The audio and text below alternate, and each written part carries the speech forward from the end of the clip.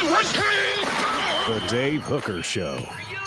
A presentation of Off the Hook Sports. Objective insight, expertise, top guests. Available on YouTube, Apple, Spotify, and the Off the Hook Sports app.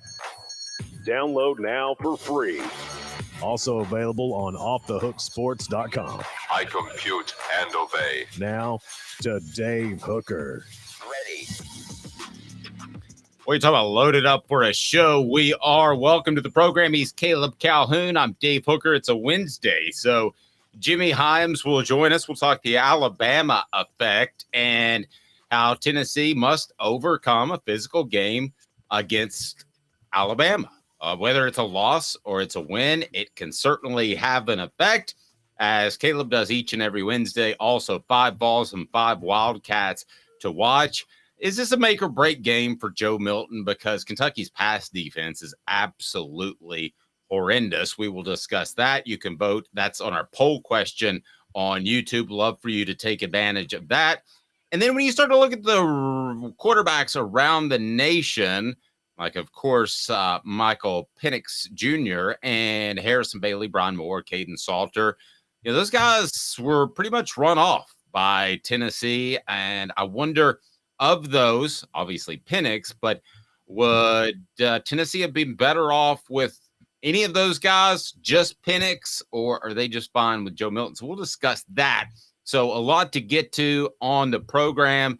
And we begin with Michigan scouting Tennessee, which is pretty bizarro. Shows you how relevant the Vols were last year and how respected they were. Caleb, this is a story that is getting national exposure. And I'll tell you one thing. This may cost Jim Harbaugh his job ultimately. Hope you're doing well, sir. How are you, Caleb? I'm good. How are you, Dave? Never better, my man. Never better. Ready to move on to the Cats. Yes, that's true. It's kind of crazy. You want to be talking about Kentucky, but then you got to talk about the scandal, which you and I don't think is a serious scandal, but I'm more interested in how Michigan applied this scandal, which I don't think people are paying attention to, because I don't think it was just in regards to the Sood. I don't think it was about scouting these schools because they might face them in the playoff. I think it was about trying to keep these schools out of the playoff and sharing this information with some of the teams that these schools were playing in November. Well, now I want to be real clear. I think it's a serious scandal. I think it's a dumb rule. Okay, not being able to scout an opponent, but I think it's a serious scandal, and I think somebody has leaked this because they're trying to get Jim Harbaugh out of there. I think you're seeing the steps to get Jim Harbaugh out of there, who's flirted with the NFL despite how successful he's been at Michigan. Listen, you can become spoiled, and I don't think there's any question about that. So do I think it's a dumb rule? I think you should be able to buy tickets and go scout another team. I got no problem with that. It's a dumb rule, but no, I think this is a very serious scandal. And the fact that it ties in with Tennessee is pretty bizarre. So that gets us started with what the H? How did Tennessee become involved with this? Maybe they'll get another coach fired besides their own. Here we go. What the? What was he thinking? Release the hounds. The Dave Hooker Show. Keep cool. A presentation of offthehooksports.com. Okay, so you ran across this first, and it was Michigan scouting the Vols, and you came up with a conspiracy theory that, I'll be honest with you, Caleb, you come up with some conspiracy theories sometimes that throw me for a loop a little bit. I love it, don't get me wrong. But this one I'm kind of on board with, even though it's kind of out there. So let's start with what happened. What the H? Why was Michigan scouting Tennessee? And it's brought to you by Andy Mason of AndyMasonRealEstate.com. Andy Mason, best prices, best service in the biz in Knoxville, over 40 years of experience. So, Caleb, why was Michigan scouting the Vols, and how did the Vols get drug into Jim Harbaugh's ongoing khaki drama? So it wasn't just the Vols. Allegedly, Michigan scouted Tennessee, Clemson, Georgia, Oregon, and Alabama last year at different points, went to different games with all of them. Now, with Tennessee, we know the game they scouted, and the university's now released some information on it where there was a suspicious purchase of a ticket from one of those ticket buying services online, and somebody's name that was given to somebody else that makes it very clear Michigan went to the Tennessee-Kentucky game on October the 29th. For those who don't remember, that was right before Tennessee was set to play Georgia the next week. It was right before the college football playoff rankings were set to come out. So Michigan scouted Tennessee. Notice the names I said there, Dave. Tennessee, Clemson, Georgia, Oregon, Alabama. What do 4 of those 5 schools have in common outside of what do every school outside of Georgia have in common from those 4? You tell me. They all suffered mysterious upset losses in November. Okay. Playoff hopes. Okay. Now, one of them, we all were, I'll get to Tennessee and Clemson in a minute because I think you guys know where I'm going with that. Oregon was upset by Washington and Oregon State in November. Now, you could maybe assume they'd lose one of those games, but you wouldn't expect them to lose to Washington at home. That kind of threw people off a little bit. And Oregon State, yes, it was at Oregon State, but Oregon was a better team. They were in the playoff hunt.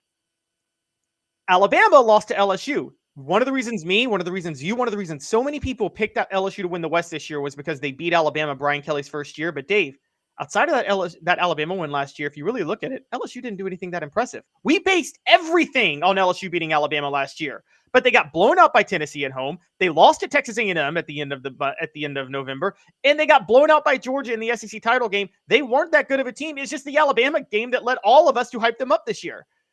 So that's mysterious. But the most mysterious is obviously South Carolina, who is 2-5 this year, was 6-4, and Shane Beamer may have been on the brink of being fired. And out of the blue, they have a resurgence where they just beat the brakes off Tennessee, and then they go and beat Clemson, costing both of them shots at the college football playoff. So my theory comes, it wasn't just about scouting teams they may play. It was about sharing information on those teams because they wanted to clear the field to get to the playoff in case they lost to Ohio State. Now, they didn't lose to Ohio State anyway, but this was a way to clear the field to make sure that it didn't matter if they lost to Ohio State, they were getting in anyway. Okay, so your theory is that this information was shared among coaches? I believe this information was shared with other coaches. Yes, I believe that Michigan shared this information with South Carolina and either Oregon State or Washington, and definitely LSU, because these upsets were all very suspicious. Okay, tell me on the message board, do you think that this is crazy conspiracy Caleb time or not? I don't think it's crazy. I'm not adhering to it, but I don't think it's crazy. And I think it's a possibility because all these coaches talk. Okay.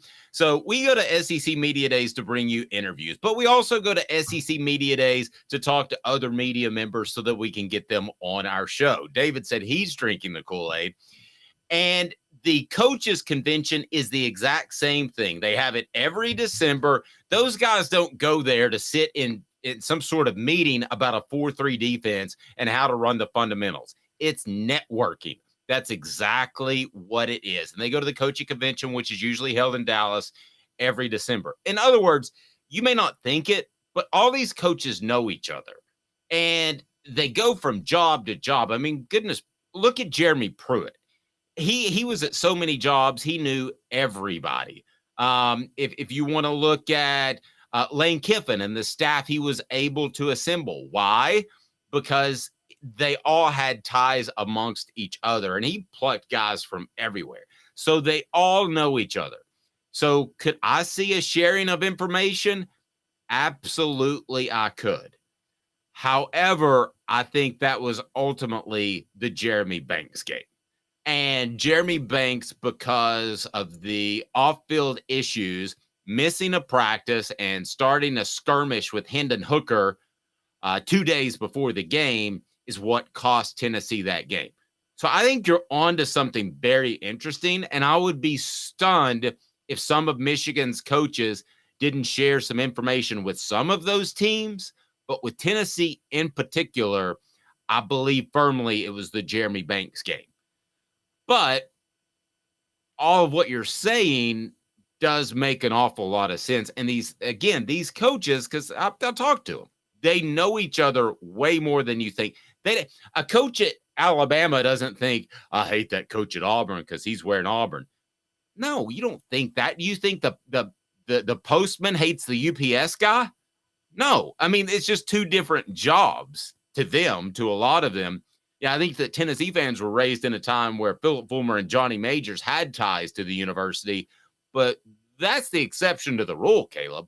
That's usually not the case. These guys all know each other, and it wouldn't stun me. What do you think? David says he's drinking the Kool-Aid. Is Caleb onto something? Did the Wolverines cost Tennessee a berth in the college football playoff? That's what Caleb's saying right now.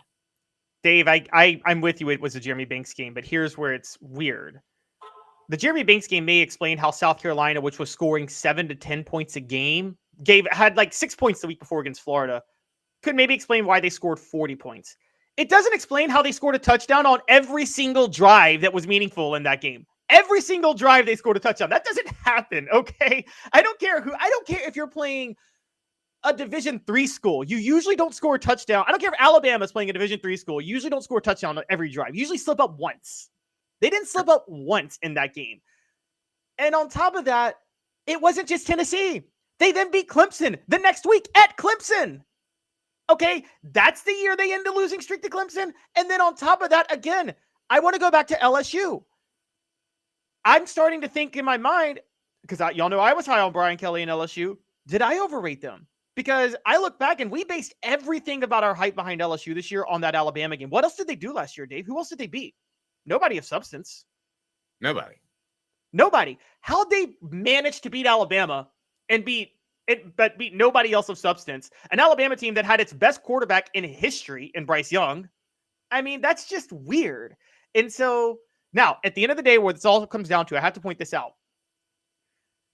I don't have a problem with sign stealing. Here's my philosophy on it. I think sign stealing works to the advantage of the team that had their signs stolen, because if you actually are smart, you realize your signs are stolen, and then you switch your signs up at halftime, and you catch the whole defense off guard every time.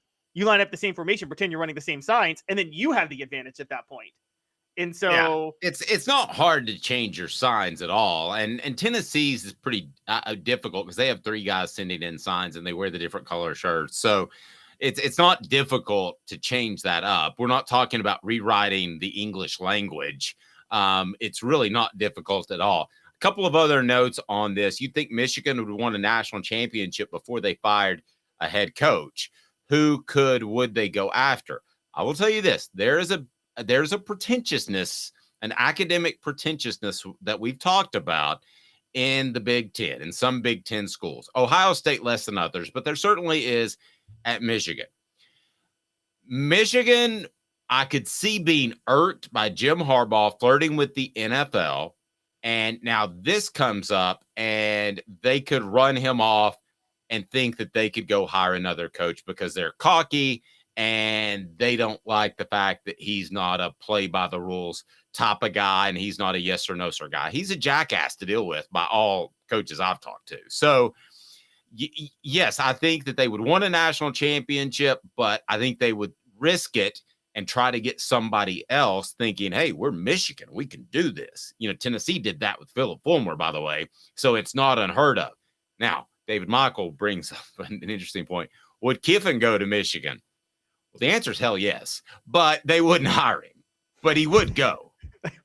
First of all, he would go in a heartbeat. He would go in 2 seconds. But if they have to fire Jim Harbaugh because of a scandal, if you have to fire a coach for a scandal, the number one coach you're not calling is Lane Kiffin at that point. That's just whoa! You're talking to the guy who wrote the story that there's no way Southern California would come after Lane Kiffin the day that Lane Kiffin left. So that's because that was a desperation hire. Do you remember how many people turned down USC because they knew that USC was in trouble? Yeah, I wrote about him and looked like a jackass because he ended up getting a story that came out in the paper at 6 a.m. and by 7 p.m. he was USC's head coach. So, Dave, do you think Michigan is stuck in – so we know Notre Dame is. Notre Dame is stuck in – they believe it's still 1970, right? That they can win with toughness and fundamentals and grittiness and discipline and going to class and it doesn't matter. They still believe that old school mentality and they're like, we're Notre Dame, so it doesn't matter. Do you think Michigan has that mentality still, or do you think they have a frustrating, like, guys, Michigan has won half of a national championship since 1947. Let me say that again. They've won half of a national championship since 1947. Are you telling me Michigan has the Notre Dame pretentiousness, or don't you think at this point they have a desperation of, we're tired of not winning national titles. Forget it. We're just going to go win the national title and stick the middle finger up to the NCAA that has no teeth anyway. I think they have the Notre Dame pretentiousness. I really do. The man of steel, let's call him Clark, says, I am suspicious of this theory. Very interesting. David Michael taking a step further and saying Michigan paid Banks to sweep Hendon's leg. It's all there. I'm not ready to go that far, but I don't think anybody knew about Jeremy Banks and Hendon Hooker. No, I don't think so. All right, here we go. It is time for 5 Vols to watch for and 5 Kentucky Wildcats to watch for, and it's brought to you by Zen Sports. I'll tell you about them here momentarily. Let's go through the Cats, and then I'm going to tell you why this is a make-or-break game for Joe Milton. But let's take a look at the Cats as we move on to Kentucky. Chaz Nimrod, you've got at number 5. Nimrod, why is he one of the Vols to watch? So each of the last 2 losses Kentucky's had, the tallest wideout for each team was the leading receiver, with the exception the leading wide receiver. Brock Bowers was the leading receiver for Georgia. But so Kentucky's having an issue dealing with taller wide receivers. Brew McCoy, it's a shame that he's hurt because this would be his game to shine. I think Tennessee gave Chaz Nimrod a look 2 weeks ago. I think they gave Caleb Webb a look last week because they wanted to see who was better. I think it's very clear Chaz Nimrod is better. So I think they're going to go with Chaz Nimrod this week.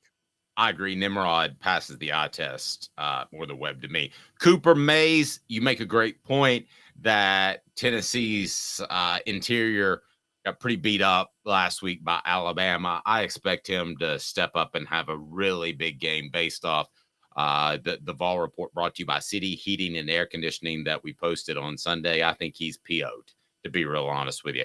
And then Omari Thomas, you almost could put him in here every week because he kind of is the anchor of that defensive front, right? You could. And I love Omari Thomas. I mean, I've loved him since I interviewed him at SEC Media Days, and I know we can get biased at that, but he's just the nicest guy, but he can play really mean on the field, and he's a really smart player for a defensive tackle too. And he kind of went away a little bit in the second half last week, and I think they just got a little tired being on the field too long. Kentucky is 3rd in the nation in yards per carry. Tennessee is going to have to stop that first and foremost up front with Omari Thomas. Yep. Aaron Beasley. Why Beasley? Well, again, Kentucky 3rd in the nation in yards per carry. You got to get the push up front, but then you got to close the gaps. Dave, you talk about gap integrity all the time. That's crucial here. Aaron Beasley has to find the right gap to gash through because he's got to get into the backfield in this game. And that is what he is best at. It was Elijah Herring last week because you had to contain Jalen Milroe. You don't really have to contain Devin Leary. You just have to bum rush the running game. And Aaron Beasley does that better than anybody in the SEC. Do I talk about it, gap integrity all the time? Because that makes me feel like a total nerd. You've talked about you're the one who taught me that phrase, and I'm big on it now because I'm like, I didn't realize, but that is the most no one ever pays attention to the front 7 playing with gap integrity and understanding the right gaps to fill. That is, I never thought about that until you brought it up, honestly. And yeah, it's a great way to give up a back cut to a running back if you don't have gap integrity. It doesn't mean you're making the play every time, but you've got to do your job. And that's nice of you to say. John Adams hates terms like gap integrity. He always makes fun of me for those.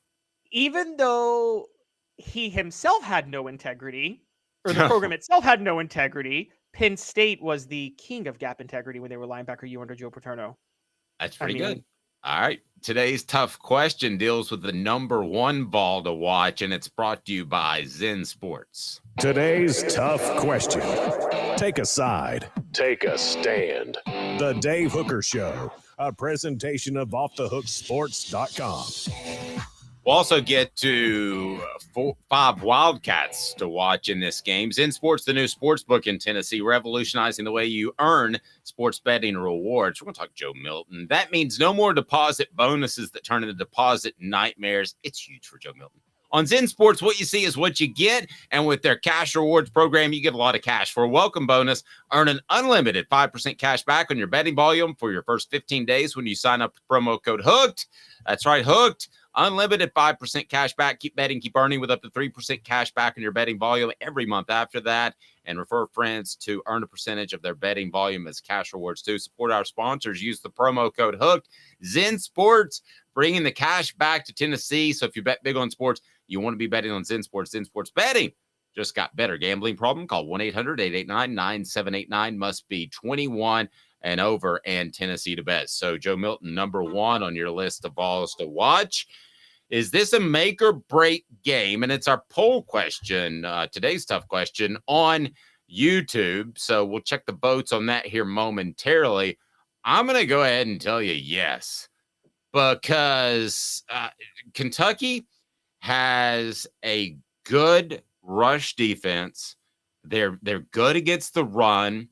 And their pass defense is absolutely horrible. You can check out the numbers on offthehooksports.com. Kentucky has allowed just over 3 yards per carry, just like Alabama. As a matter of fact, it's 3.07 to 3.09. Kentucky a little bit better.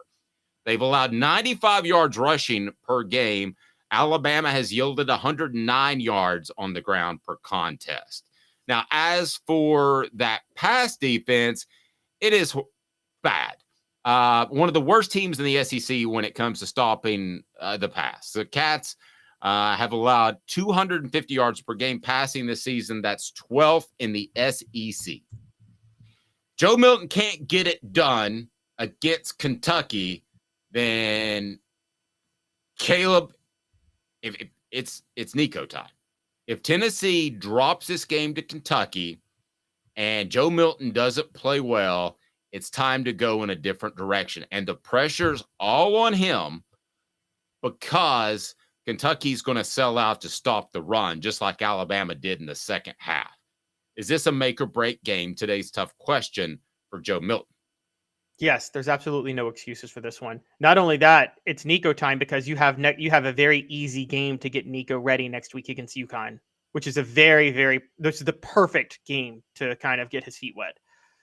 Joe Milton's got a ball out. And also Joe Milton reset the clock last week using his legs. So, the way he played with his legs, we talk about dictating coverage all the time with receivers. Sometimes quarterbacks have to dictate coverage by how they use their mobility in the pocket.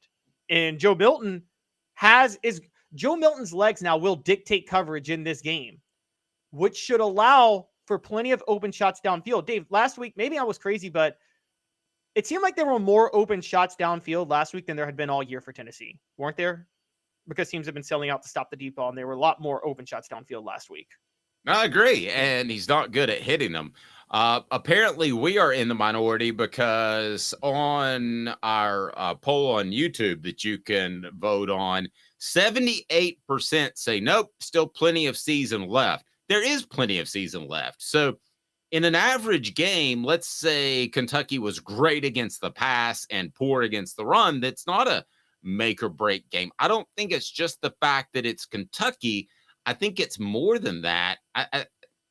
This defense is designed to stop the run. That's a Mark Stoops defense. So I'm not just saying the next game is Joe Milton's most important game. The factors that I laid out are, I think, extremely important in judging how important this game is for Joe Milton. Tennessee goes up there and loses and Joe Milton throws for 100 yards, then you've got to look in a different direction or you're staring a 7-5 season in the face. Absolutely. I mean, there are still 3 potential losses on the table for Tennessee right now: Kentucky, Missouri, and Georgia. I think this is the most winnable of those 3, don't you, Dave? By far. Yes. And yeah, so if you lose this one, you're right, 7-5 is very much on the table. If you win this one, your 9-3 is likely, and 10-2 is still a possibility. So yeah, I'm with you. This is make or break for Joe Milton. And if Tennessee loses this game because Joe Milton played poorly, there's no way you can't go to Nico at that point. I don't think there is. And I say that as someone who actually holds Joe Milton, the person, in high regard. But I do too. But I'm a little bit, but I'll be a little frank with you. I'm sick of it's me, it's my bad. Oh, that's my bad. Oops, let's hold the players meeting. It's my bad. Well, yeah, it's your bad. I mean, it's pretty obvious. I mean, Hey, That's better than Rick Clausen in 2005 when he started playing poorly in the middle of the season during that quarterback fiasco. And then he told Tennessee fans, if you bail on us now, you're not real fans. Remember when he said that? Yeah, but I mean, it's just, I don't know. The attitude about it is just like he can slough it off at times. And I've talked to people in the community and it frustrates them as well. I mean, listen, if Caleb doesn't show up for 5 straight shows and he says, it's my bad. Well, yeah, it's your bad, but there would be repercussions. Same thing for me or same thing for anybody else we have regularly on this show. Let's run down the cats to watch as that's on offthehooksports.com. Trevin Wallace, linebacker. Give me a line on Trevin. So he has 5 tackles for a loss, 3.5 sacks, and an interception and a forced fumble. He's kind of the Aaron Beasley of that defense. He's a rising star on there. He's more the outside linebacker. Derek Jackson is the inside linebacker, but Trevin Wallace is kind of the big playmaker right now. So watch out for him. Deion Walker, defensive lineman. Dave, you know this. When your defensive lineman leads your team and tackles for a loss, that's usually a rare talent at defensive line, isn't it? When a defensive tackle does that. Yes. Yeah. And again, I think it speaks to how good Kentucky is against the run. Ray Davis, running back. He's one of the better running backs in the nation, definitely the SEC. Maybe the best in the nation. I mean, we're talking a guy who has 111 carries for 781 yards. And also 195 receiving yards. So he's already almost at 1,000 yards at this moment. And yeah, Ray Davis is a superstar. Tennessee really has to be ready for him. The only reason I don't hold him in quite as high regard as you is just because I think Kentucky likes to feed one running back, which is not usually the case across the nation. But yes, he's definitely one of the better running backs in the nation. Devin Leary at quarterback. Devin Leary is a massive upgrade from Will Levis last year. I am so mad that the Titans are starting Will Levis this week, but Ryan Tannehill's hurt and Malik Willis is terrible. That's the worst 3 quarterback combo in the NFL, by the way. But yes, Devin Leary. I wish Devin Leary was starting for my Titans right now over Will Levis. I think he's a very good quarterback. And the big thing is his top receiver, Tavion Robinson, was banged up before the bye for 2 weeks. He's now had the whole week off to get healthy, so he could be a real threat. And with Kamal Hadden banged up for Tennessee, Devin Leary could be dangerous in this one. Yep. And then lastly, you've got Maxwell Harrison, the cornerback. He is incredibly aggressive. Tennessee should either beat him or he's going to beat Tennessee. If he jumps some routes and he ends up with a pick or two, it could be bad news for the Vols. So that's number 1 on Caleb's list, and it makes perfect sense to me. Enjoy life when you see better. Campbell, Cunningham, Taylor, and Hahn. Look at me. I got no contacts. I got no glasses. I got LASIK, and it's absolutely awesome. Reach out to them, ccteyes.com, ccteyes.com. Tell them Off the Hook Sports sent you. Support our sponsors. That's why we're here. And I'm telling you, they're the best with cataract surgery as well. They're local doctors, local. They don't fly people in like some other people. ccteyes.com. Again, Campbell, Cunningham, Taylor, and Hahn. Tell them Off the Hook Sports sent you. Jimmy Hyams up next, and we love visiting with Jimmy. The Alabama effect. Tennessee getting beat down in the second half. Can that affect them in the Commonwealth? Jimmy Hyams up next. At sun, sand, and salt water, the beach is a very relaxing place. Unless you wear contacts. Ow! Open your eyes to the best the beach has to offer with LASIK vision correction from Campbell Cunningham Laser Center.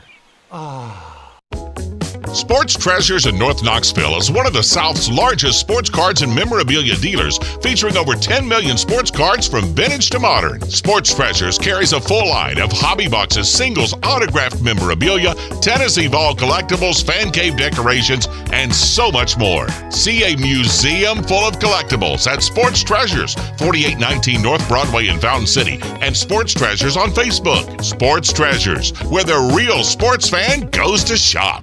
Have you seen the latest TriStar Hats Co. product? TriStar Hats Co.? What's that?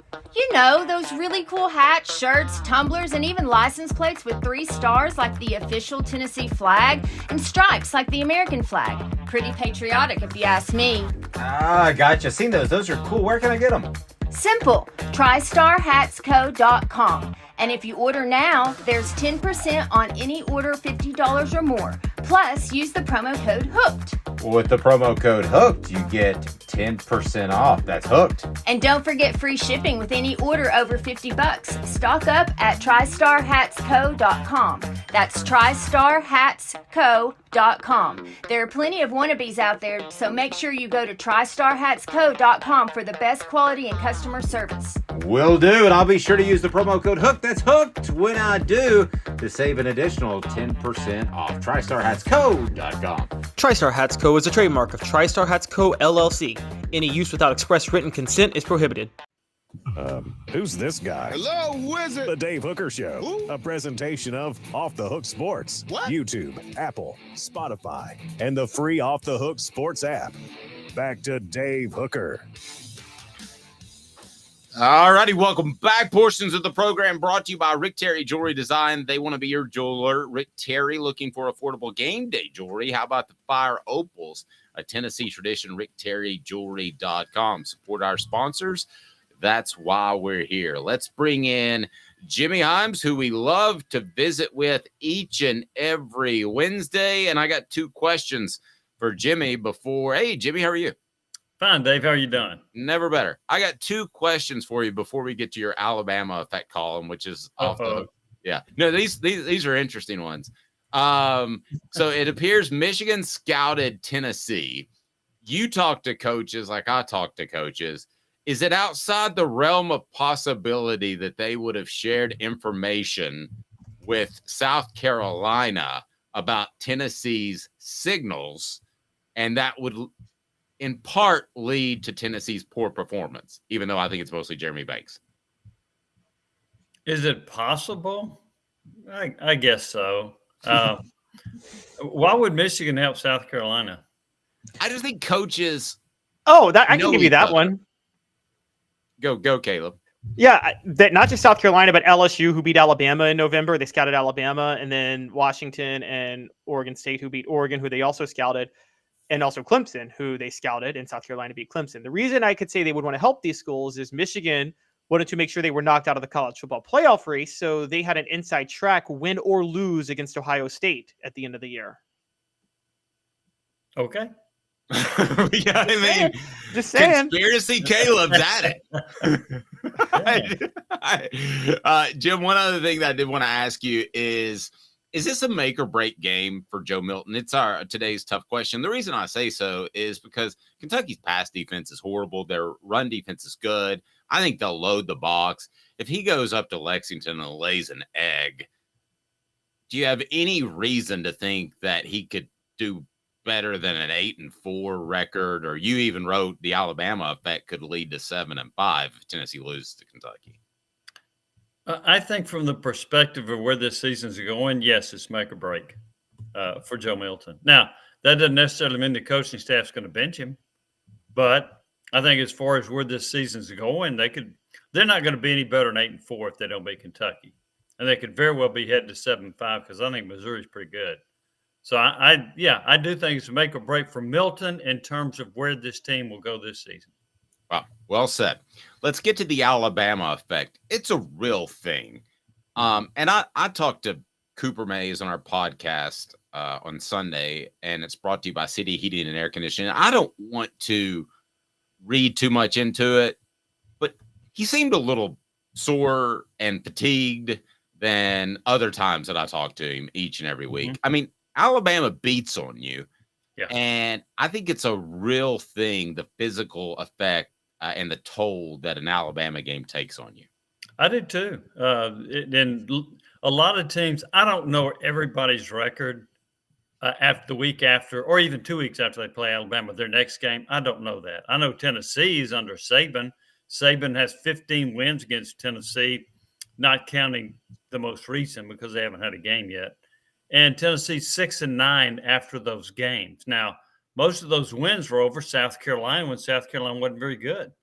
But that's I think it's had effect. I think it has a physical effect. I think it can have an emotional effect on you as well after being in a game like that. Maybe you've had maybe on a rare occasion you had a big win against them, or maybe you had a devastating loss against them. So, yeah, I think there is an Alabama effect. And also, from that emotional standpoint, you're getting up to play Alabama. regardless of who you are, you're typically getting up emotionally. You can't get up emotionally for 12 games in a row. You can't do it. And the fact you play after the Alabama game, which most everybody gets up for emotionally, I think it's tough the next week to match that emotion. I completely agree. Caleb?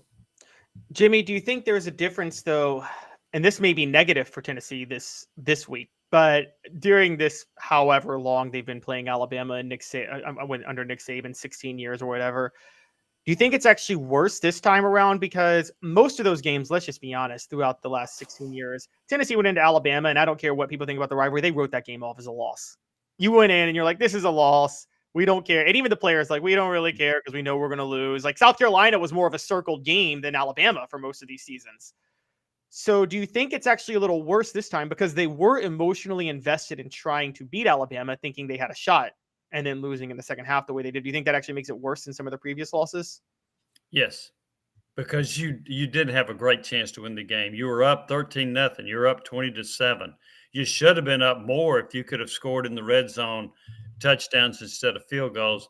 And then you got a few bad calls, which I think changed the momentum of the game, but still Tennessee should have had the wherewithal to withstand that. So, yeah, I do think it makes it tougher because you were right on the cusp of having a really good chance to beat Alabama, and the rug was pulled out from under you.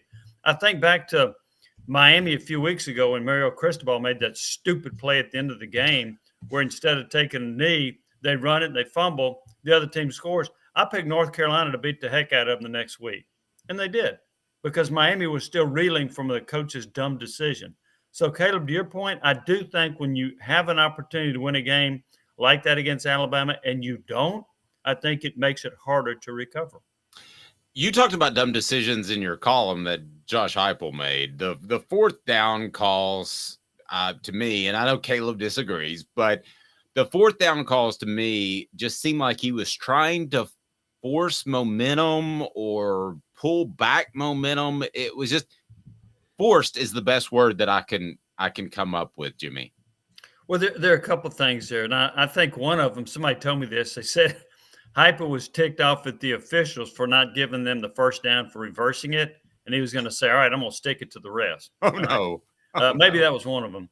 I don't agree with going for it when you've got the lead on your own territory. And a part of that is this. You think, well, what about the play call?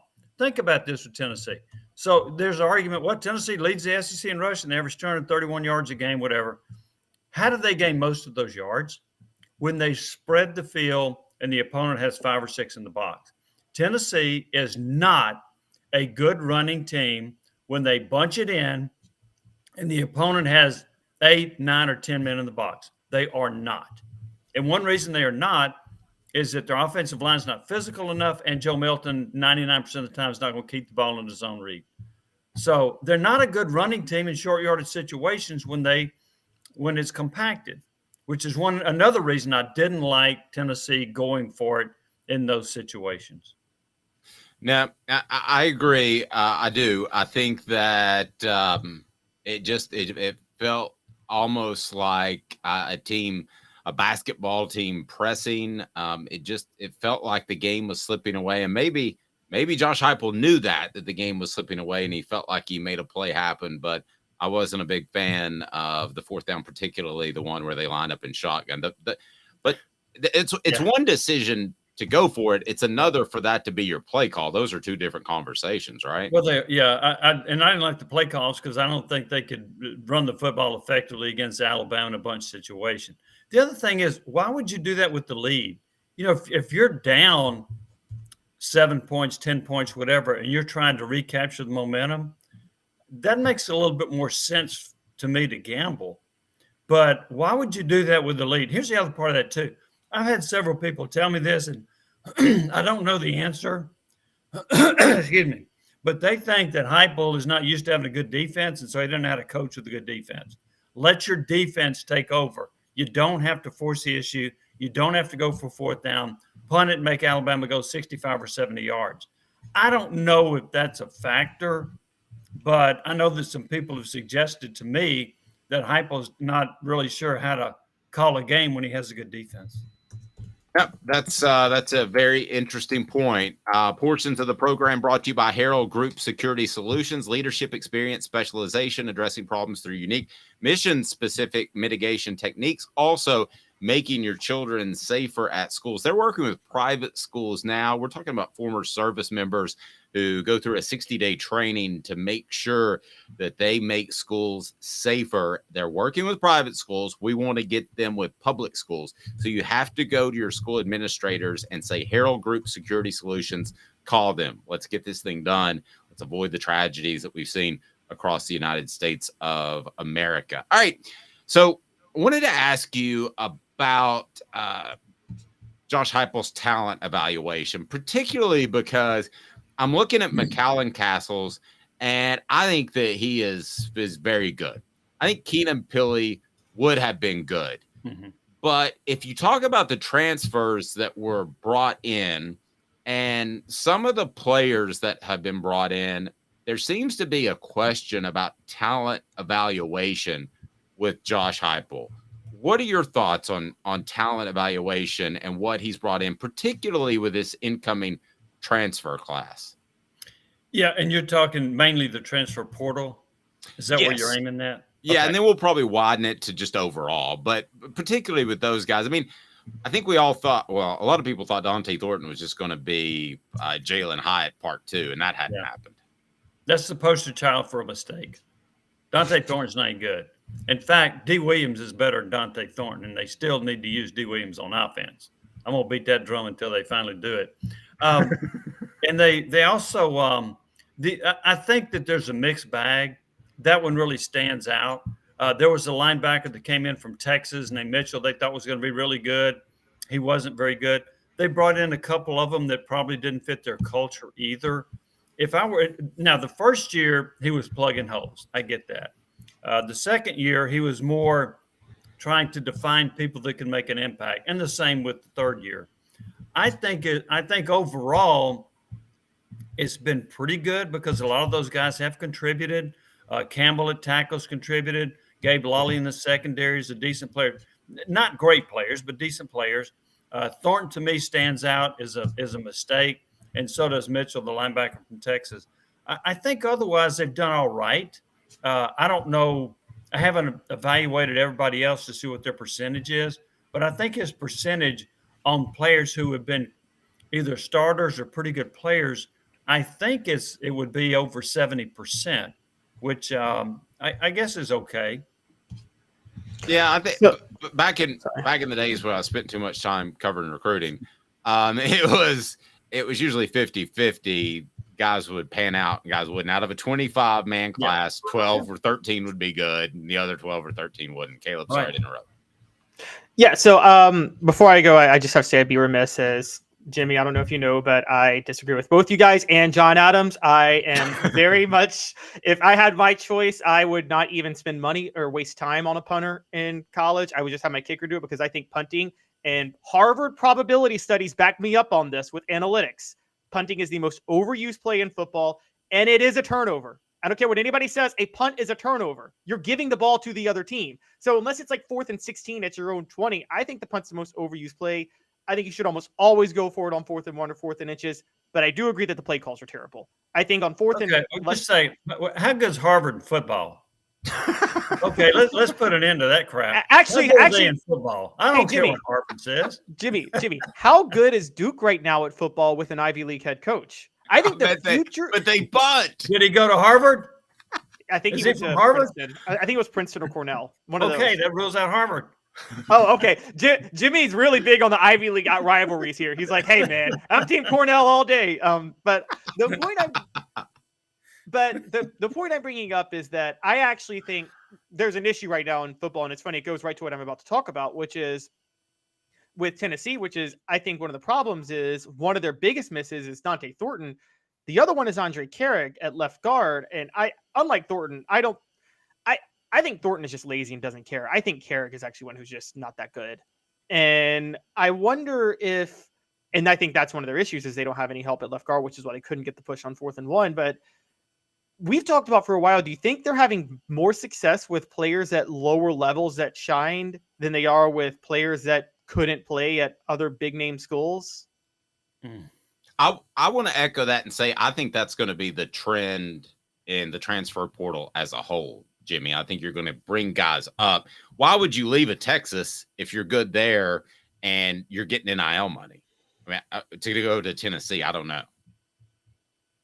Maybe you're getting more NIL money. I don't know what his money was at Texas. I don't know the answer to that. The question is a really good one. I haven't researched it, so I'm sitting here trying to think of all the players that have come in. They brought in a guy from Mississippi State, Javonte Payton. He didn't catch a lot of passes, but he caught a lot of touchdown passes, percentage versus catches. Velus Jones came in from Southern Cal. He was really good. And then they brought in Costello from Stanford, and he wasn't. Off the top of my head, I think of a mixed bag of success. But then I look at one of the best players, in my opinion, in the SEC. Ray Davis came from Temple, went to Vanderbilt. Now he's at Kentucky, and he's really good. That's a guy, and I consider Temple obviously smaller, right? So this guy, and Vanderbilt. So this guy has upgraded his situation. I think there's a lot to be said for that. I know that a lot of times you look at a guy that might have played at Brigham Young and say, hey, he was pretty good at Brigham Young, and we know that he'll be successful. And I think Peely would have been had he not been injured. But I do like the idea. There's a running back at South Carolina that's doing really well. His name is Mario Anderson. He came from Newberry. In the first game or two, he did nothing. And then they started giving him the ball 20 times a game. And then since then, he's averaging like over 100 yards from the line of scrimmage. He's a pretty good football player. I think it makes sense to do what you're suggesting, and that's to take somebody who's been really good at a smaller school and is still real hungry, and you take him and bring him up to a higher level. He performs well, and that increases his value for the NFL. I remember Jacob Warren telling me that McAllen Castles was stunned that they had an open eating area and that they didn't have to cook their own food every night. And he was so excited that he was just like, this is amazing. And he immediately put on like 10, 15 pounds just in the spring. So yeah, I mean, you get there and you're appreciative. I don't know that Dante Thornton is appreciative. And I know that he really shopped himself in terms of getting the best deal he possibly could. And I think he probably feels like he got the money that he needs to live for quite some time. And he's going to find out when he's in his 30s that, you know, $100,000 or whatever the number isn't going to get you through the rest of your life. Well, on an overall view, if you think making NIL money is better than NFL money, you're not very smart. If you had come to a program and then you produced and got drafted and played in the NFL for 5 years, that's a whole lot more money than you're going to make on an NIL deal in college. So if that was his thinking, that wasn't very smart.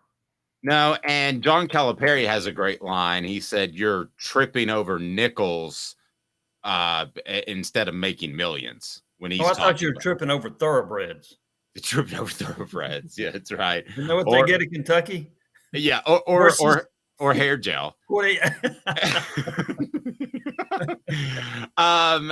Jim, I wonder with, pardon me, the personnel thing, is Josh Heupel too stubborn? Because you've mentioned the D. Williams thing and the Dante Thornton thing, and I feel like that Joe Milton's being shoved down our throats just a little bit, and I just feel like he doesn't want to be wrong publicly at times with some of his personnel moves. Am I crazy to think that? No, I think he is a little bit stubborn. I think a lot of good coaches are a little bit stubborn. There's one that coaches the Patriots right now that's pretty stubborn too, isn't he? Yeah. So, yeah, probably a little bit. The thing that you have to do, though, is that not every suggestion that comes from fans of the media is stupid, okay? So I think sometimes you have to sit back and say, you know, that's a pretty good point. I'm not going to not play this guy just because people in the media or fans think I should. So I think that sometimes coaches do get a little bit stubborn. And this gets back to where this guy told me, and I don't know if it's right or not, but he said Heupel went for that fourth down after the Joe Milton thing because he was mad at the officials with making a bad spot. That's not a reason to go for fourth down. So Yeah, I think a little bit, but I don't think that's unlike a lot of coaches in the game today. Yeah. And GM, since you brought up Bill Belichick, because I think of Dave's favorite team, the Cowboys. Tex Schramm, I think, was the best GM in football for 20 years and was so arrogant in the 80s that he basically did himself in because he thought he could find anybody out of high school at that point. I read a story about Tex Schramm, so I know that as a student of history. Well, and they got, I mean, they'd go get a basketball player. Was it Mel Renfro? And becomes a really good NFL player. They would go out and get, they signed several people that were not really good college players and ended up being pretty good players in the NFL. But you don't want to bet your house on that, right? No, Bill Bates would be a great example as well from Farragut. It's interesting to me to dig your heels into the sand. I mean, I think everything should be fluid in terms of personnel. Now, I'm not saying if a guy has a bad game that you bench him, but Jimmy, if in the offseason Nico looked as good or better than Joe Milton, then I don't see any reason why he shouldn't start the season. And for people that say he's too thin, hey, you and I both stood next to Casey Clausen when he started his first game against Alabama. I could have bench pressed that guy. Peyton Manning was pretty thin too his freshman year. So, and I don't know. You may have better insight into that, Dave, than I do in talking to some players, but I don't. The ones that I have talked, the people I have talked to say that Nico is not quite ready. Okay. Now, what does that mean? Part of it is you have to – this offense requires an awful lot of reading by the quarterback. He's got to read the defense and be on the same page as the receivers reading the defense as well. He's got to be able to read on the zone read, which I still think is a predetermined call most of the time for Tennessee. So there's a lot of reading involved with what he's doing, and there's making sure you got the pass protections as well. And is he accurate? From what I've heard, he's a pretty accurate passer. He's a better runner, I think, a more natural runner than Joe Milton. I think he's going to be a star. So the aversion to playing him right now, maybe because he's, quote, not ready, whatever that means, but I've heard that from several people. But my goodness, if you lose to Kentucky, I'm not sure I'd want to make his first start against Georgia. No. But I would certainly look at maybe a Connecticut if I know that my season is headed in a downward spiral. The other thing you have to evaluate a little bit is that this is Joe Milton's team. Are the players going to revolt? I don't know. If Nico comes in and plays well, nobody revolts, right? Or they shouldn't. No. I think that's a tough call for a coach to make. Going back to the Peyton Manning thing, that wasn't a tough call at all. He had injuries. He had injuries to Jerry Colquitt. He had injury to Todd Helton. Helton didn't really want to be the starter anymore. And so Manning gets elevated and has a battle with Brandon Stewart. So that wasn't a decision, we're going to bench this guy for this guy. No. It's more similar, and we've talked about this, to Kelly Bryant at Clemson getting benched for Trevor Lawrence. Yeah, I would definitely defer. I'm glad you brought that up about the Nico thing. I would definitely defer to you on that and what you've heard, because what I've been told is that he's ready to go if he had to, but that, and this isn't coming from players, he's ready to go if he has to. However, they love Joe Milton and they're not going to make a change, even if it were close. That's what I was told. So I would defer to you if you've been told he's not ready. I think there's a lot of truth to the second thing you said about Milton. I really do. But again, if you're starting to head toward a 7-5, why not give him some snaps? Here's the other thing too. So I know Caleb thinks punting's overrated. I wonder if giving him a few snaps late in the season's overrated, because I heard a lot when Manning was a quarterback, man, they got to get T. Martin ready. And T. Martin didn't hardly play at all because they were trying to build up Manning for the stats, for the Heisman Trophy.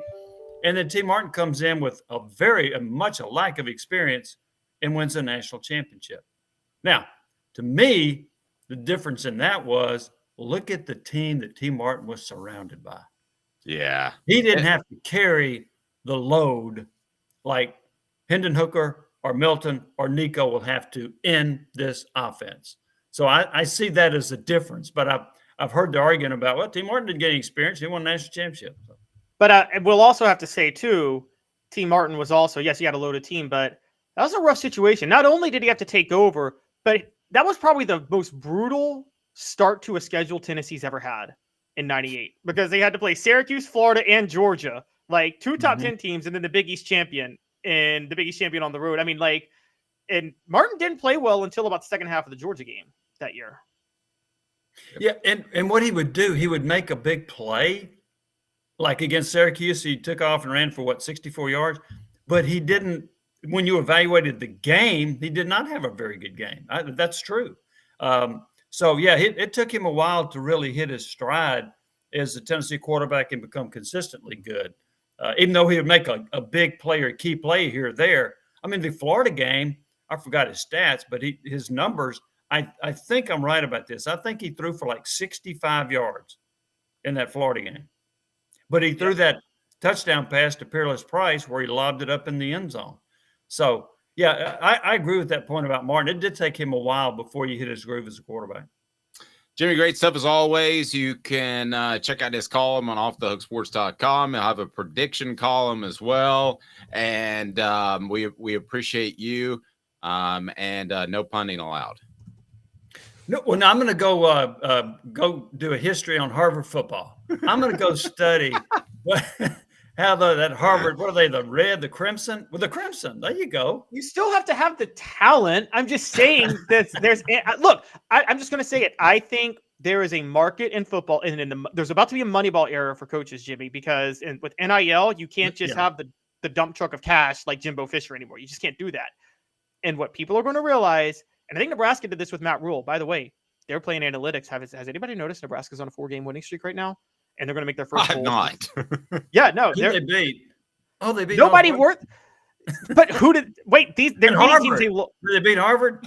They would have lost to Harvard with Scott Frost, though. So, I mean, I'm just saying there's going to be a market for the Mike Elkos of the world that are Ivy League play probabilities, but also understand football, and you'll be able to get them at a Moneyball price.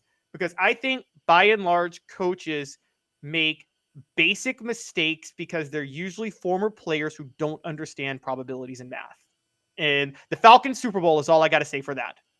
Dan Campbell and the Super Bowl against the Patriots is the most obvious case of that. Any one of us could have won that game and would not have blown a 28-3 lead. It's a lot. All right. Well, hey, look, I've been trying to get to my Harvard analytics, so leave me. I gotta go. Okay.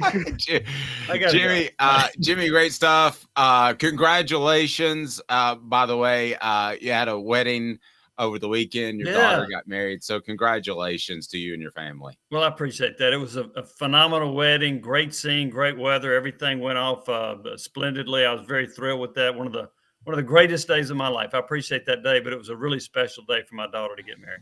That is awesome. That is awesome. You guys take care. Take care. It's Jimmy Hyams. We certainly appreciate his contribution. Coming up on the program, Tennessee's run off some quarterbacks. Would the Vols have been better off with 4 quarterbacks that they essentially pushed out the door as compared to Joe Milton? Portions of the program brought to you by Sports Treasures, carrying over 5 million sports treasures and so much more. All I ask is that you follow them on Facebook and see what they're sharing each and every day when it comes to sports memorabilia, especially about the Vols. Daily updates. Just go to Facebook and follow them at sportstreasures.com. Would the Vols have been better off with the quarterbacks that we're going to discuss that have been run off? 2 minutes. Off the Hook Sports. Got cataracts? We can fix that.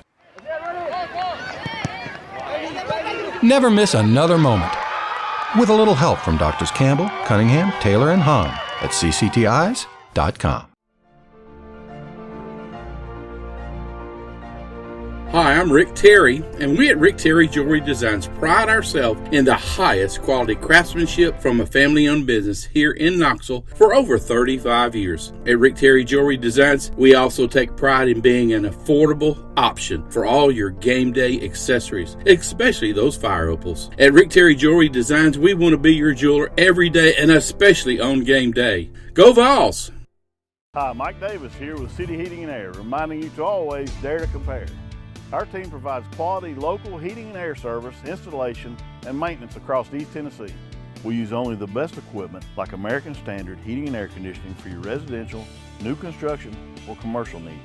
Honesty, dependability, and customer satisfaction have been the cornerstones of our business since 1961. City Heat and Air. There's your pair. These mountains hold and defend a spirit far better than moonshine. A drink that holds flavor that becomes necessity. A hard cider made and relished by folk who are as hearty as they are legend. A refreshment that can only be found in one place.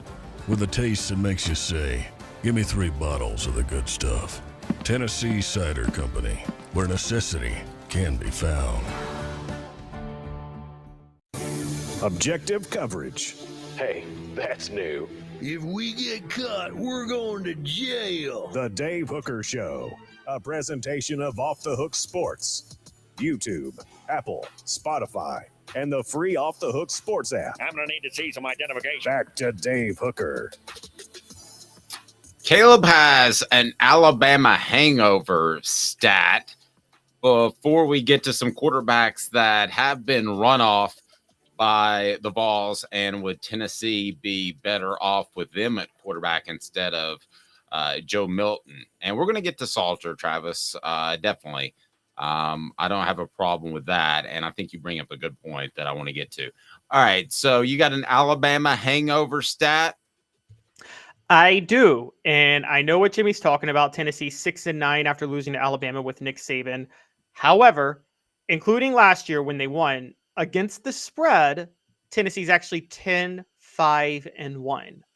So I think a lot of that 6-9, I think a lot of that's more about Tennessee just being a bad team most of those years than playing Alabama.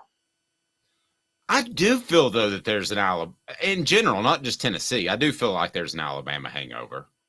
I can't statistically prove it, but I think you play that team and they're physical and tough. I'm sorry to interrupt. No, I think the point you brought up and the point Jimmy brought up about this year, it being an emotional game, or because Tennessee thought they had a chance to win. Yeah, you have a point with that. But I think it's only a hangover if you put a lot in, if you genuinely go in hoping to win and don't throw it away and chalk it up as a loss like Tennessee did in most of those years.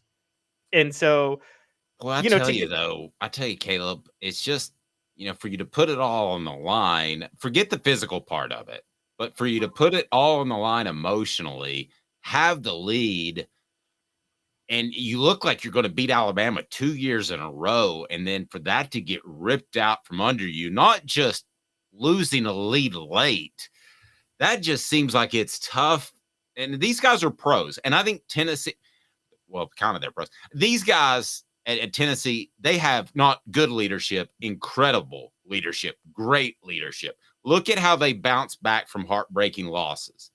But even for this team, it seems like it would be tough to get up for that Monday practice. I'm not talking about the game on Saturday. I'm talking about what's already happened.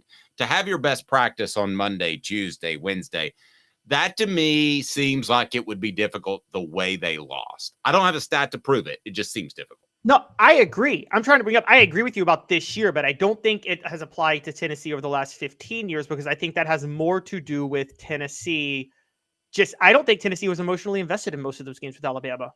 I mean, I don't think Tennessee fans were. I think there was one year people were rooting for Alabama to cover the spread because they wanted Butch Jones fired so badly. And it was like a 42-point spread and they still covered.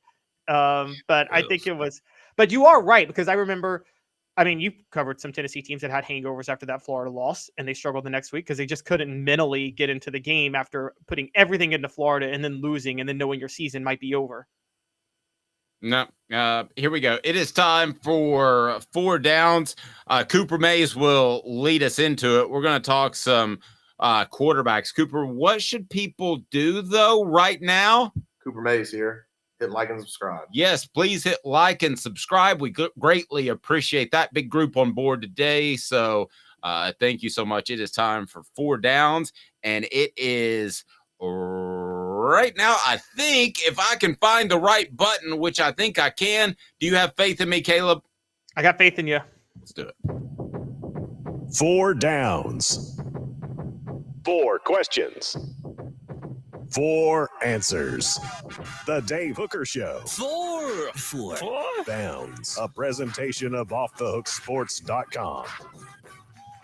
And it's brought to you by Tennessee Cider Company, tncidercompany.com. Use the promo code HAT. Get free swag with any cider that you can get delivered most anywhere in the United States of America. Can we go ahead and agree that, because I'm not going to include this in 4 downs, but can we go ahead and agree that Tennessee would be better off with Michael Penix Jr., who's a Heisman Trophy candidate, than Joe Milton right now, who Tennessee did run off with Jeremy Pruitt's staff, essentially pulled his scholarship. Can we agree with that one? Yes, we can absolutely agree with that one. And as a matter of fact, Tennessee had Adrian Martinez committed that year too, who ended up going to Nebraska. I was higher on Adrian Martinez at the time. I did not see Penix doing what he did. Okay, so let's go ahead and move to some other quarterbacks that Tennessee could have had. And I'll ask you, Caleb, if the Vols would have been better off. And you can give us a little background about why they didn't become Vols. Again, hit that like and subscribe button. Greatly appreciate it. What down, Coop? Coop here. First down. All right, first down. It is Caden Salter. Now, he is not a Vol because publicly he had 2 marijuana charges. And I will agree with Travis that you have to be more particular with the leadership on your team at quarterback. So while that might have not gotten a defensive tackle kicked off the team, quarterback, I understand that. But aside from that, would Tennessee have been better off with Caden Salter, who is where, Caleb? He is at Liberty now. Okay. Would Tennessee have been better off with Caden Salter than Joe Milton? Yay or nay? Yes. Yes, Caden Salter's a better quarterback. Ouch. I didn't think you'd go that direction. Okay. No, that's an easy one for me. Okay. I will agree. All right, here we go. Cooper Mays here. Second down. Brian Moore, who Tennessee Mauer. ran off, and I'm not going to get into particulars how I know, but I know. So they definitely ran him off. Would they have been better off with Brian Moore? That's actually a tough one. I'm going to say no because Mauer does not have Milton's mobility, but he is much more accurate than Milton is. The decision-making still was questionable, but that's hard for me to judge because I only saw Mauer play as a true freshman. And you can question anybody's decision-making as a true freshman. Joe Milton's a 6th-year senior, and he's having these issues. He's like 32 years old. He gets a senior citizen discount. Exactly. So, yeah. So I'm still going to say Milton slightly because he had a bigger arm in his mobility, but Mauer was much more accurate. And we were talking about this over the phone last night, Dave. I'll take hitting a bare minimum with an arm and pinpoint accuracy over a big arm. And I don't care what system you're playing in. Yeah. I think there's an arm strength that you have to play at certain levels. And aside from that, I think it's gravy. I really do. What down, Coop? Tennessee center Cooper Mays here. Third down. Harrison Bailey. Better off than with Joe Milton? No. And Harrison Bailey was a 5-star recruit. Actually came from that. He and Ramel Keaton were teammates in high school. That was a duo in high school, and Jeremy Pruitt got both of them. But Harrison Bailey shouldn't have been a 5-star. His pocket presence is terrible. If we remember, he went to UNLV after Tennessee and couldn't start at UNLV. Now he's transferred to Louisville, and he's 3rd on the depth chart at Louisville. Harrison Bailey has a big arm, and actually he does have accuracy, but his pocket presence is so bad. And it's so bad, Dave, I don't think you could fix it in a college career. Yeah, I talk about accuracy being innate. Pocket presence to some extent is innate too, just having that feel. I don't think anybody taught Patrick Mahomes to do some of the things that he does moving around. So I'm going to surprise you with this one and go a little bit off script. What down, Coop? All SEC center Cooper Mays here. 4th down. Gaston Moore. Youch. No, they're not going to be better with Gaston Moore in there. Really? I don't think so. I feel like you they'd don't be better think off with, so? I feel like Navy Schuler would have a better argument because Navy Schuler at least has mobility. Okay, well, this argument was presented to me, which spring practice is spring practice, guys. Okay, so we saw which running back I've even Cam forgotten his. Yeah, he was lit it up. And there was a Michael Brewster and there was a Kirsten Biggers, if anybody remembers those names, that lit it up in spring practice. Why? It's because they didn't want to get the good running backs hurt.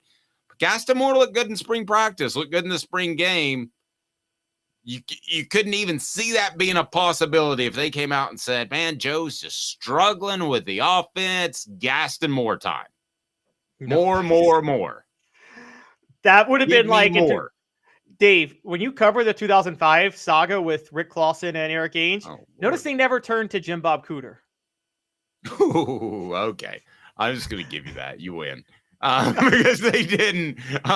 They never even gave him a look. Okay, but I would argue that Rick Clausen and Gaston Moore are somewhat analogous, wouldn't you?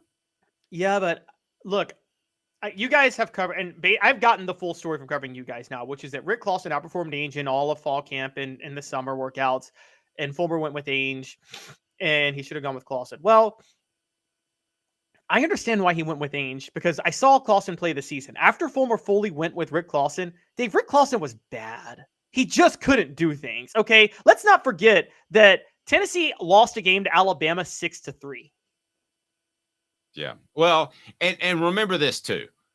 I talk about bare minimum arm strength. I'm not sure Rick Clausen had it to play.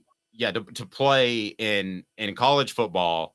I'm not sure he had the bare minimum arm strength, and I think you could probably, ask that about Gaston Moore as well. Now, Travis, who is a monstrous Joe Milton guy and has accused me of being too hard on Joe Milton, says I do like Gaston Moore. And then we've got Roto22 said, could Gaston play the way Joe did against Alabama? Well, he's not going to run for any yards. Can't we agree on that, Caleb? I mean, he's not going to run like Joe Milton did. No, the quarterback play was not the reason Tennessee lost that game.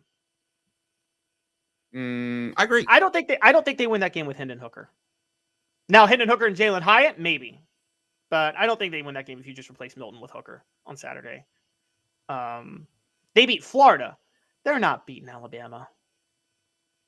Man, I don't know about that. I think they convert. I think with Hooker they do win, actually, because they convert on a couple of those red zone opportunities where they had to kick field goals. They're leading by a little bit more. I think he makes a couple more plays. So Alabama makes their surge in the third quarter, but Tennessee's able to hold on because they have a bigger lead from the first half. I think with Hooker they win that Alabama game.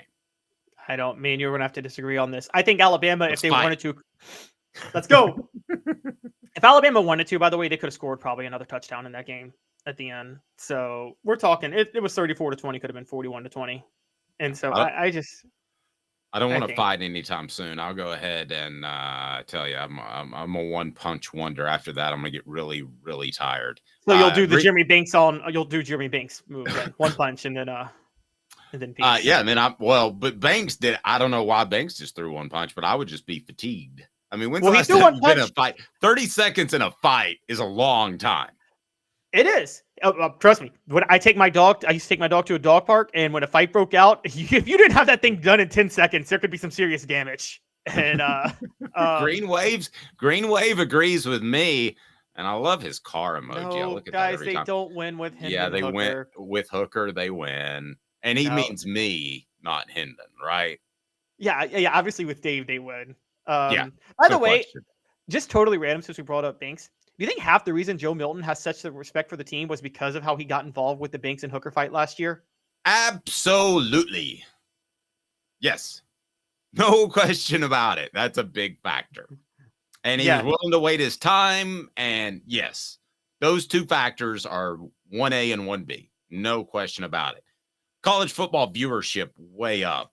I said this yesterday, and I believe it, that college football, especially with the 12-team playoff, will rival the NFL. So I'm curious, since we have a lot of people on board today, are you NFL fans, yay or nay? And could you see college football being as big as the NFL? Because the NFL is the monster. I can tell you from working from ESPN, you wanted to get your Saturday stories in as quick as possible because they were going to be pushed off of the front page of ESPN.com by about 9 a.m. Sunday morning, if not earlier. It was going to be all NFL. And if you want to check out ESPN.com this weekend, you'll see the same thing. The college football coverage is going to be pushed off. Of course, all they run is AP stories now, but that's a whole different story. Caleb, talk about some tweets that we put out there. And if you want to put them up on the screen, we can. But do you think that college football can be as big as the NFL? Because there's some recent tweets in terms of ratings that believe that very well could be the case. Why, Caleb? Yeah, so this comes from Michael Mulvihill, who is the insights and analytics guy for Fox Sports. So he brought up that Big Noon Saturday, which the Big Ten has, and this is something that's common. One of the long-standing traditions of college football, Dave, and you know this, dating back to since cable TV became a thing, there was this belief that people like night games and not noon games. Not true. People love noon football. They do. And the Big Ten made that bet, and it's paying off. Their Big Noon Saturday average is up 9% from last year, 25% from 2021. Wow. And yeah, and it's up 14% at 11 a.m., the kickoff show for Big Noon, most growth of any pregame show. Now, another point brought up from Mulvihill is that through week 8, the year-over-year trend for all college football is now 14% above last year. And the 5-year trend, 29% growth over 5 years. Okay, let me ask you why. Why is that the case? Is it the NFL has done something that has led people in their weekends to spend more time with college football, or is it college football has done something? Because that's my question. I think it's pretty simple. I think college football was in a very dark period in the 2010s, largely because Alabama and Clemson were so head and shoulders above the rest of the country in college football during that time. And I think finally you're seeing more parity brought to it. And so you see, I think the reason it's so up this year is, I'm just going to be honest, this is the most wide open year since 2007. We are almost at the end of October, Dave, and there are probably 20 teams that still could make the college football playoff right now. You're usually to about 8 or 9 at this time of year in a regular year for the college football playoff. You're at 20 right now. And I think it might be more than that. And so these regular season games carry huge magnitude. The Penn State-Ohio State game last week was gigantic in that regard. Penn State is still in the hunt, but they now have to play catch up and hope they get a little help along the way. And Check out this number. Despite its continued ratings dominance, and they are still dominating the NFL, viewership declined for the 2022 regular season. Okay. Across all viewing sources, the average audience was 16.7 million compared to 17.1 million. So it is declining for whatever reason. And I think part of it is that it's so expensive to go to a game. You don't have that connection with the team so that you watch them on TV when you can't go to the games or it's an away game. It's so incredibly expensive to go to games. Now, college football may soon get in that realm too, and may be really close to it. I also wonder too, I know this has been a long time, and I don't want to turn this into a political conversation, but the Colin Kaepernick thing, I think, did turn a lot of people off, and the kneeling thing. And there are a lot of people I know that were huge NFL fans, would dress up head to toe and support their NFL team. And when the kneeling thing happened, they wrote it off forever. Do you think that still has an effect, or is that a reach? Because that's now been 8 years? I think that had an effect in 2017. I don't think it has an effect anymore. And I think the reason it doesn't have an effect anymore is, the data came out and then the NFL just exploded in ratings in 2018 and 2019. Here's what happened with the Colin Kaepernick thing. The kneel down thing happened in 2016. ESPN and networks realized it was ratings gold for them on the talk shows to talk about the kneeling. So they showed all the players kneeling in 2017, and then of course, as we know, whatever you think about it, Donald Trump saw this kind of as a political opportunity. So he jumped in on it himself. Right. And so it became a massive division. The NFL, rightly, and I think they did this smartly, got it right. They finally went to the networks and said, hey, you guys want us to carry games on your network in the future? You better stop showing this stuff. You better stop even promoting it. Don't talk about it. And I think that was a big deal because, let's be honest, yes, it's good for the ESPN talk shows, but it's not good for the Sunday night football or the Monday night football game on ESPN with the ratings. And I think they finally realized they stopped talking about it, and it helped the ratings after that. I'll give you two reasons. Nobody watches a sporting event when the stands are empty. Okay, that's proven. And it's not just the fact that there's lack of interest in person and on television. It's that you see empty stands and it's a bad visual. You can always tell when that's the case because the crowd won't pan up to the fans. Okay, so that's a proven thing that television executives know. On the flip side, when you see Neyland Stadium going bat stuff crazy, don't you get a little bit excited? Don't you think that, hey, this is fun to watch? Or you see some other program, or you see Texas going crazy to play Alabama or that sort of thing? I think you do. And the other thing is Gary Danielson said, he told us that the college game is bastardized, is the word he used, by the fact that offensive linemen are allowed to release on passing plays and essentially block downfield. Maybe it is. Maybe that's not pure football. But let me tell you something. It's more fun to watch. It is. I mean, look at it, and it is. It absolutely is. And look at NFL like betting lines, for instance. Over/under in NFL games are in the 30s and the 40s. If like the Iowa-Minnesota under last week, the Iowa scores are commonplace in the NFL. You know what I mean? When we make fun of Iowa. And that's a problem.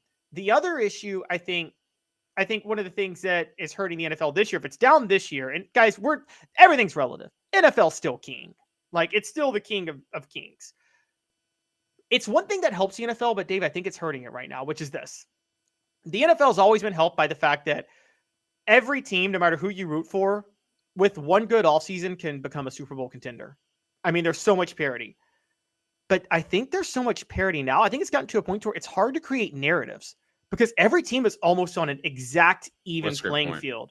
Yeah, that's a great point. I mean, there's no story as good as the Patriots were, whether you liked them or hated them now. You need a villain.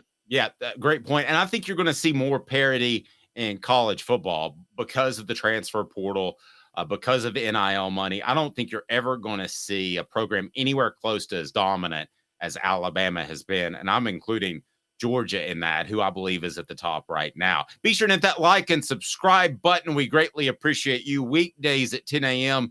Join us live. He is Caleb Calhoun. I'm Dave Hooker, Off the Hook Sports. Have a great morning, day, afternoon, whatever the case may be when you're watching. We'll talk to you each weekday at 10.